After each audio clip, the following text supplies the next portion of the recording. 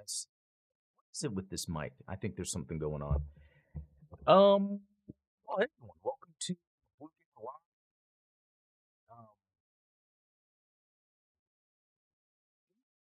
Something going on with this mic. Test this out real quick. Uh, that seems to sound okay. All right, we'll just go with it. I've had some weird computer issues lately, but let me tell you, my week. I am seeing this lag. See, so on my other live stream show last night on Gundam Explained, things kept having issues. So we'll just see what happens here. Let's just get the news out and what I've been playing this week. But actually, this week it's been crazy. You can kind of see things look a little different in the background. There was a bunch of rain a couple weeks ago. It flooded the office, destroyed a bunch of stuff. We had to redo the flooring. But there was a bright side to it, and I got to kind of reimagine my office setup because I am in here a lot for work, my day job that pays the bills, and then for my content creation with multiple fronts. There's Gundam Explained, there's safety news, there's this BlueGamer. And so as I was putting it together, it's like, how can I put it together in a way that is comforting, even though I'm still doing a lot of work? And I love these curtains back here. I'm even in a different spot than before, because before, where you're seeing like the tiles over here, that's where my back was. And back there behind me now where those curtains are, that goes into the living room. Not that you guys need to know, but I think it's just pretty cool that I was able to figure out something. I need to get lights put on the lights broke. I've had lights in both these displays over time just stop, and then I have to get new ones. It's kind of annoying. But yeah, I'm still seeing that weird jump. Computers. Let's get into it, though. What have I been playing? Well, not a lot, mainly because of the move. Like Sunday, I had to move everything out of my office into the kitchen so I could work in the kitchen, so that the flooring people get the flooring, and then I spent the rest of the week. They were done Monday, so Tuesday through Thursday pretty much was getting everything back in here, putting it together, doing my live streams on the MWIII Hatter channel. If you haven't checked it out, yeah, search MWIII Hatter. Don't have a link handy. Search MWIII Hatter on Gundam Explained in the links on those videos. I did the live stream on his channel, did the live stream on Gundam Explained yesterday, and now we're here for BlueGamer. Last Friday, though, after the last show, I beat Bloodstained. That was the EA developed Castlevania. Well, it's Castlevania gameplay, but a whole new world because they can't use the Konami IP.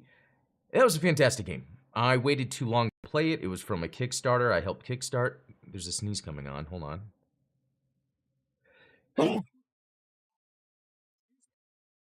Um, um, yeah, it was a Kickstarter. And for some reason I didn't play. I don't know. The last one I had played before that was Order of Ecclesia. That came out 2008, 2009, and I never beat it. That's the only Castlevania game I haven't played through. And I played through most of it. I just haven't beat it. And I need to go back and do that. But I guess it was interesting. My firstborn was born right after that game came out. And so I think just as life changed for a while with having kids that are young, like gaming priorities changed. I never got around to Bloodstain. Now I have it. I've beaten it. It's awesome. I recommend anyone play it.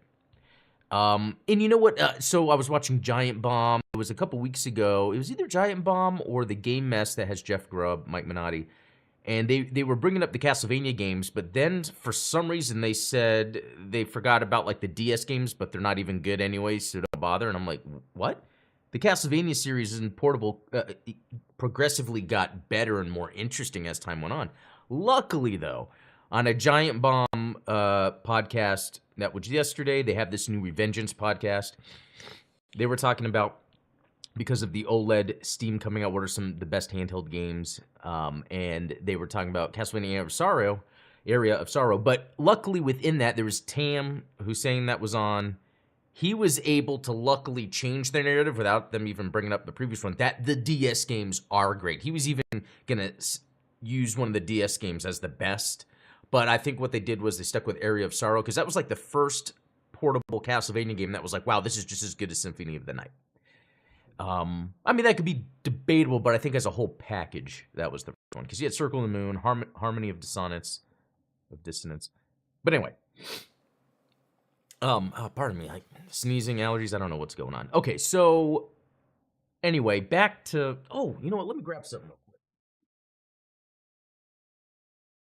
So speaking of Castlevania, something gaming related I grabbed is this double LP of Castlevania Rondo of Blood, which is also Dracula X on Super Nintendo. The music, it's some of the, even though I love the Symphony of the Night soundtrack, I think the Rondo of Blood soundtrack is better. And even the Dracula X version still sounds pretty cool, even though it's using the Super NES sound chip instead of the PC Engine sound chip. So because on the PC Engine that had like really good sound at the time. It's interesting how that was an overall better console, yet maybe because of the price. Yeah, the TurboGrafx 16, but I want to say it was the CD version. But anyway, so that's been awesome. Yeah, because when I set up the new room, I have the record player set up. Hey, Jim Kell X, good to see you. How many stories were there? That's a good question because I've been getting back into figuring that out. I used to really be all over Castlevania lore, and then again, like I was saying at the beginning, once my firstborn was born, I kind of fell off. Certain things, Castlevania being one of them. But yeah, so here's the other thing. Dead Cells has that Castlevania DLC. I've been playing that. That's actually really good. I just haven't put enough time into it. So it was this past week. You need to do maybe around 3 full runs of the, not full runs, but runs to specific bosses in order to like unlock, you eventually can unlock Richter Belmont to play as. And he plays more like Castlevania style. So like within Dead Cells, with the Castlevania DLC, even though it's more Castlevania themed, you can then unlock more of a Castlevania-like play style, which is actually really cool. So I think that's worth it. And as much as I love Dead Cells, and it is a 2D side-scrolling combat game, to me, it is not the type of Castlevania combat that I like. In fact, I think Bloodstain is the better evolution of the Castlevania combat from original Castlevania. Dead Cells is more brawler, which, to be honest, I love and I like, but I don't want Castlevania to turn into a brawler if Konami was going to use them for something, but I don't know what Konami's going to be doing. Another thing I grabbed this week was from Nintendo Online, and that is the wireless Super Nintendo controller. Playing this feels so good in Mario Wonder, because Mario Wonder plays just like a Super Mario World. And in my head canon, in my arc narratively of gaming, the gaming journey, Mario Wonder is a perfect direct sequel to Super Mario World. I feel like even though we had the new Super Mario Brothers, DS, Wii U, even the Super, there was a second one on DS with Mario, and he had a bunch of coins. I forget what that one was called. Those were all fun, but nothing has been as wondrous as Super Mario Wonder. And using this controller, it feels so good. I feel like it's like a bit thicker, and it has a little bit more ergonomics.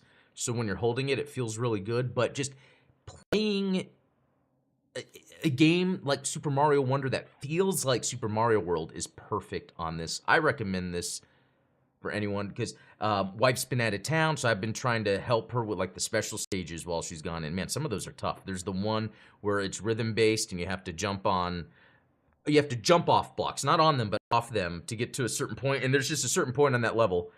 Haven't done it enough, but so far it seems like at some point in the level I have to be faster myself because the blocks catch up with you and disappear and you die. Great game though. Okay, so the only other thing that I actually played, because again I haven't played that much due to a lot going on, is Modern Warfare 3. You know, it's interesting, the campaign dropped early and then I kept seeing all these YouTubers like slam it, and I'm like, okay, a couple weird things to this. One, Call of Duty has been the same thing it's always been.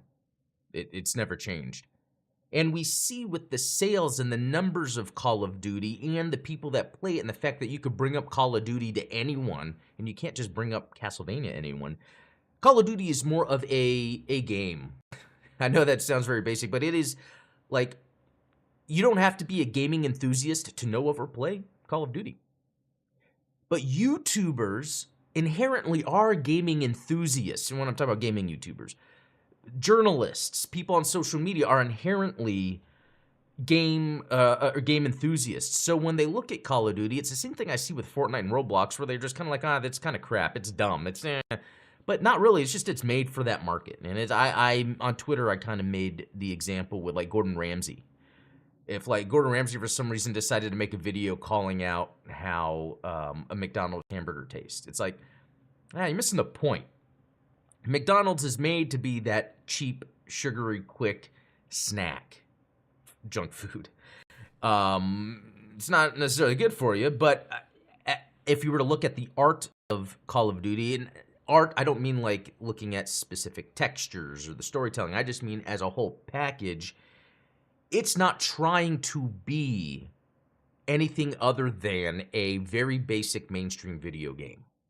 And that's what it is, and it works.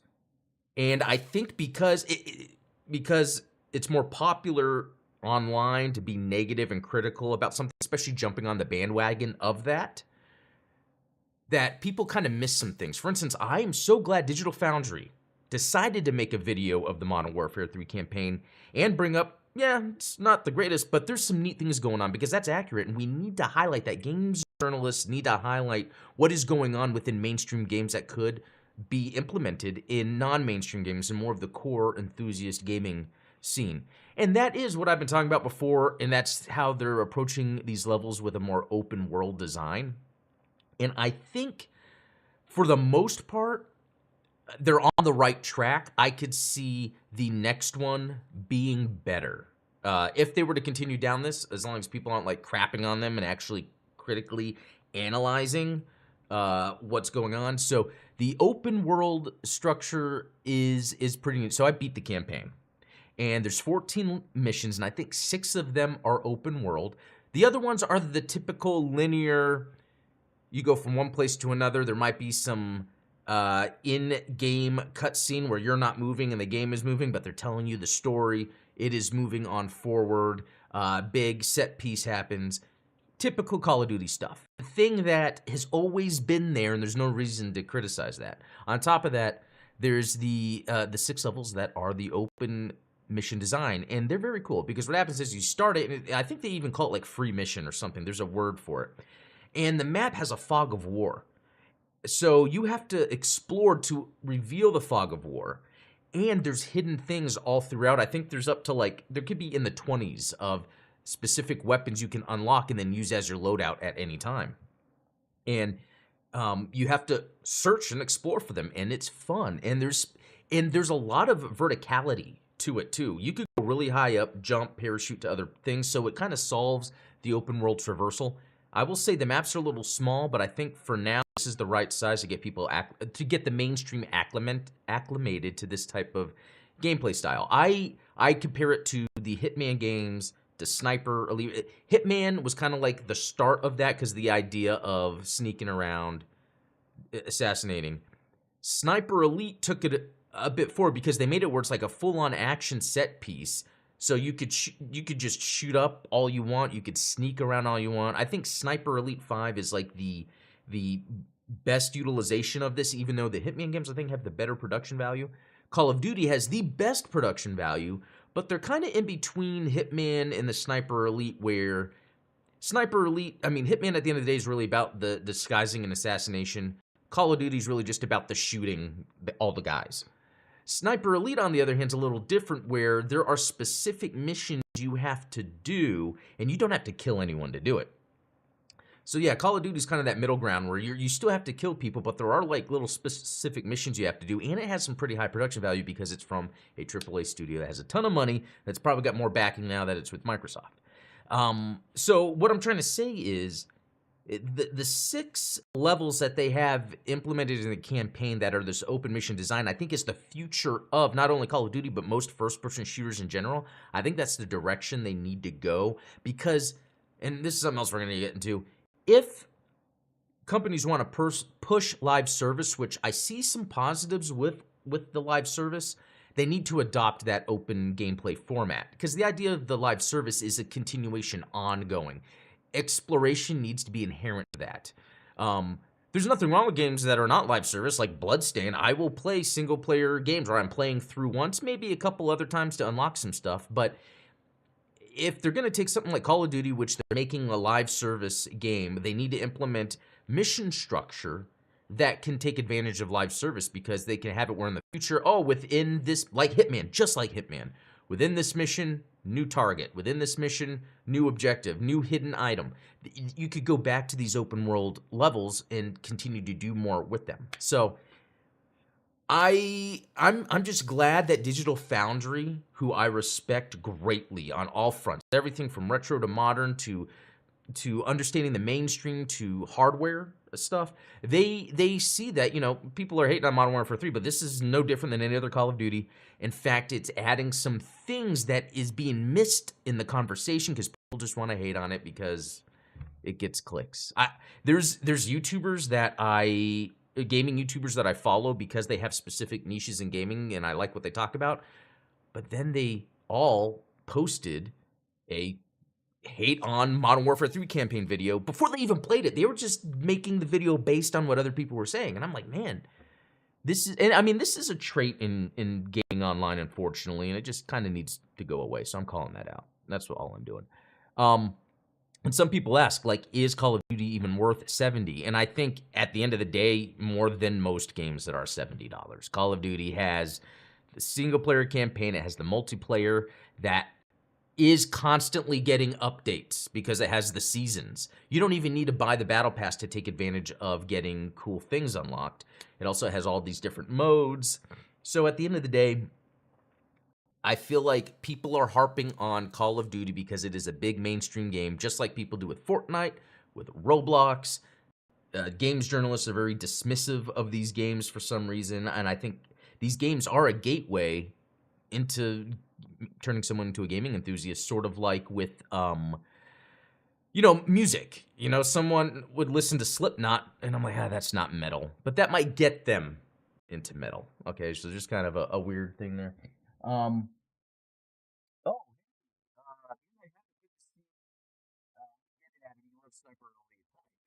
like I'm the only one that ever talks about it all the time. But I think it's a good, the other thing too is both with Sniper Elite and Hitman, those are independent companies that are developing them. So they actually get to think and revolutionize without executive order all new game mechanics. And I think that's why they're able to do that and be successful. That's why Hitman's going on its, 8th entry.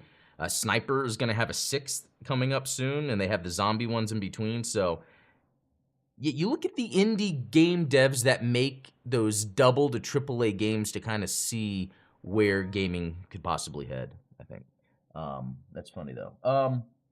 Okay, so I think that's all when it comes to games I've been playing. So I'm going to go to the screen share here, go through some news. So I was talking about live service earlier, and this is hilarious. This top news article, actually, let me zoom in just for my sake and yours. I don't have my glasses on. Warner Brothers to transform its big IPs into live service games.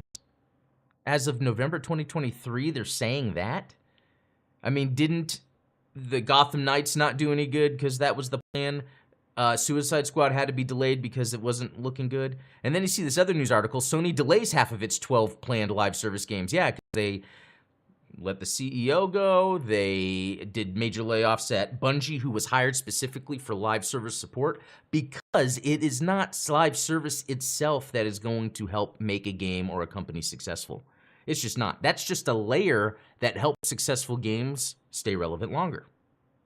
So you have to have the game be good in the first place, the mechanics, the gameplay loop. That has to be fun in the first place to make people then want more content for it. So it is funny to see where game publishers / developers right now, I would say more publishers. Let's say publishers. Game publishers right now don't know what to do because they're trying to chase something that they don't know, or they're trying to chase something that doesn't exist but they think is there.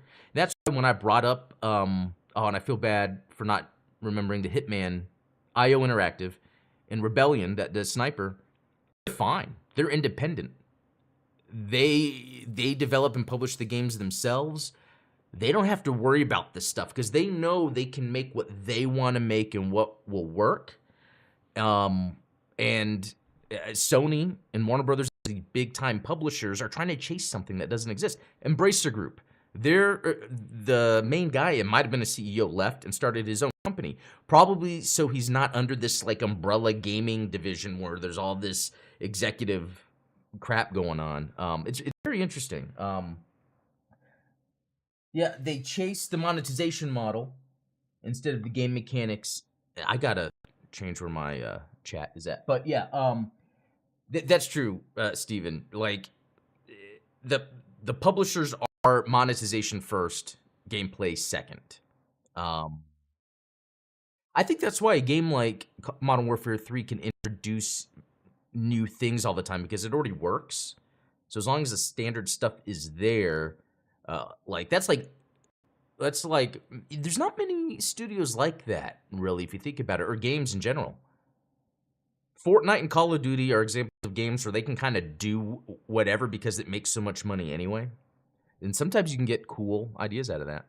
Okay, Braid Anniversary Edition will finally release next year with 15 hours of commentary. So that's cool that Braid is getting this re-release. I remember that was back when the indie scene like took off. There was like Super Meat Boy and stuff like that. I thought Braid was cool.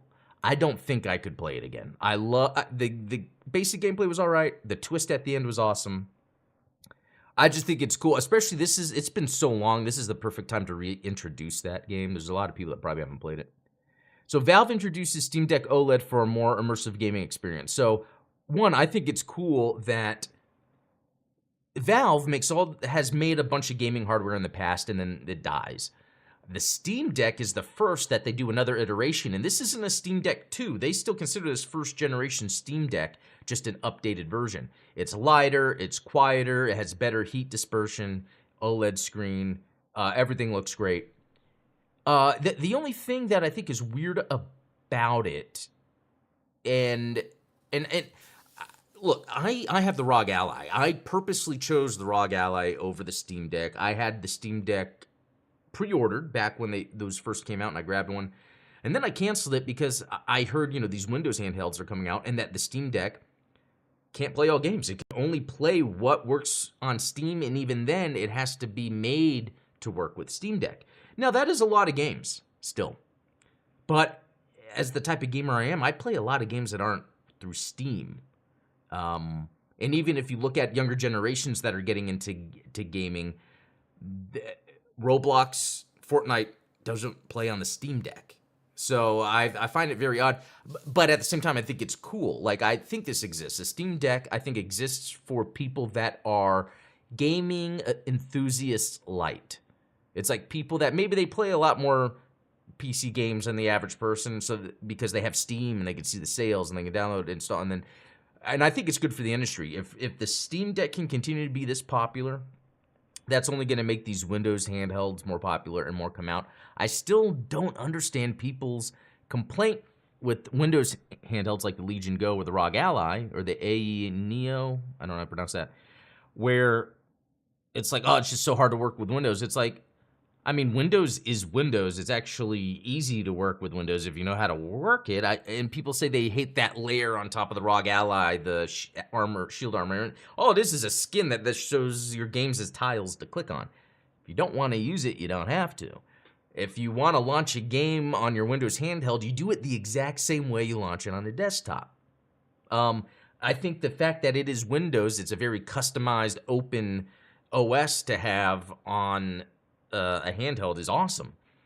The Steam Deck uses Proton, right? Which is a version of Linux or something. And that you can actually, I think, sideload Windows on it or whatever, but then you're getting a lesser experience because the Steam Deck hardware doesn't meet the ROG Ally hardware. So if you're looking to emulate, especially PS3 games, or now emulation can happen with more recent stuff like the Switch and all that, you probably want to go with something a little more powerful. So anyway, I'm just saying, if you're a gaming enthusiast, you probably want to stick with a Windows handheld. But I like that the Steam Deck is that popular. It's the first time Valve has had the hardware get a revision change, update. That means there's going to be more. That means this handheld market's going to expand. It really makes me think that the rumors about the Switch 2 being a DS type thing could be true. Could be true. Uh, oh, saying how sports games should be the only live service games. I think that makes sense because, yeah, if people were to complain about Call of Duty being 70 every year and a sports game being 70 every year, I could see the value in a Call of Duty next year, but not a sports game because, yeah, like you're saying, roster changes is really the main thing. Okay. Yeah, Embracer COO confirms departure following a rough year for the game's giant. And it's funny because it's not like Embracer themselves messed up. It's not like, well, I was about to say it's not like Sony themselves messed up, but they kind of did. It's where just the economy has affected everyone, even gaming, even Epic. Microsoft, I think Microsoft is pretty interesting because they're in the middle of this merger, so they probably delayed any sort of influx of hiring new people for specific things related to what would come out of the merger. But Microsoft had a whole bunch of layoffs very early on. I think they probably had a better idea of what to anticipate. And I mean, I was in a way victim of that. The company I work for had many layoffs this year. Lucky I was safe from all of them, but I almost, feel bad for the CEO of Embracer because like Embracer had a good idea. It was taking the last time there was this crash with gaming, all these developers, publishers closing, THQ and all that, and Embracer kind of scooped them up. They're like, okay, let's make those games again. I think they were going down the right path, but it just didn't work out, unfortunately. And then Fortnite had its biggest ever day with 44 million players following original map return. Yeah, so it's interesting. Fortnite came out with the OG map. I haven't really played it. My son plays it a lot, but I think it's interesting to still see how big something like Fortnite is, especially when the main gameplay mechanic is murder. It really is. No, but it's just it has that built-in creative mode and all the things you could do. But the thing here was people were wanting to go to the original map. So Epic is seeing where there's a certain point where you tug on those nostalgia strings and you can make something exciting. I mean, that's what a lot of people want. That's like, well, just go back to this. It works. And they're doing it. So that works. Let's see. Yeah. I think that's. Oh, no, there's one thing I wanted to bring up. It was on this Mario Kart 8 update removes controversial strategy. So that's interesting. So I don't know if you guys, but I've played a lot of Mario Kart, but off and on. Like I'll play a lot with the family for like a month, then we'll stop. Mario Kart 8 on Switch has all those maps that have been coming out. I think the latest ones came out. I don't remember exactly, but anyway, the one thing that I couldn't stand about that is whoever was like in last place or lagging behind would always get like the special weapons, like the blue turtle shell. So Nintendo went in and modified how that works, where it's going to be very hard when you're unnaturally in last place to get the shell you want.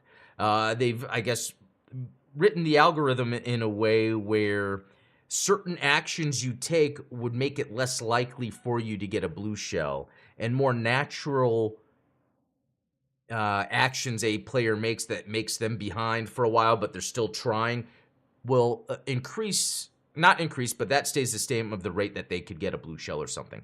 Because what was happening online is people would purposely hang out into the back until the end, use it near a shortcut, the blue shell, and get ahead of everybody just to win. I think it's really cool that that Nintendo fixed this, because I remember there's times where I think even with the family or even online, people are like, well, that's a viable tactic. You can do it. They don't stop you. And I've always like, yeah, but that's just wrong. I understand they're trying to make it easy for people, but then but no, they did a good job with this. It reminds me of the company I work with, we did like this trivia challenge recently, and in it, it was like the first round was worth 1 point, second round 2, third was 3, because the idea is as you go, this gives a chance for people that are losing a lot to catch up. They'd still have to know their stuff, but you could get more points later on, and I feel like that's kind of how, in a reverse way, this Mario Kart is sort of working, where if you're kind of behind, as you get forward, you can get items that help you move forward. Anyway, I think it's cool that Nintendo did that. I feel like that just seems like one of the things that everyone, it's almost like it was a built-in thing Nintendo knew people would use and just left it there. But I'm glad they fixed it, because yeah, I don't think we needed that. Anyway, yeah, I think that's it for today. Thanks everyone for joining. What am I going to be playing this weekend? Probably some Modern Warfare 3. I've been playing. I played a little bit of the multiplayer, and it's cool. There's some little differences here. It's just fun playing on these new maps, new weapons. It makes it a little fun. What else would I be playing? I don't know yet exactly what my next main game is, since I'm beating a lot, and I'm not going to go back to Sonic Superstars. Unfortunately, that's just not a good game. I was thinking Remnant 2. I wanted to be able to play Remnant 2 before the end of the year, because eventually I'm going to play Spider-Man, but that's going to be later on. Like, what? Did the dog just get in here? Dog? No, it's okay. Dog can be in here. So I'm trying to think if there's any other game I'm gonna try to play. I don't know. I need to play more RoboCop. I just haven't because of everything else. So and I already like what I'm playing. It's like I almost want to just play some other stuff too to before the end of the year, because I'll sometime in December, maybe actually January, to give me some time, I'll do, you know, like I did last year, favorite games of 2020, this year being 3. Yeah, I don't think Zelda will be on there. Starfield won't be on there, so mine might be a little different for most people. Like Kirby's Return to Dreamland, a remaster might be on there because they added a whole new game mode, a whole new single-player campaign with another character. That was pretty fun. But anyway, hope you guys have a good weekend playing whatever, and yeah, let me know in the comments what you guys are going to be playing this weekend. I'm curious what people are playing. So, all right, we'll talk later.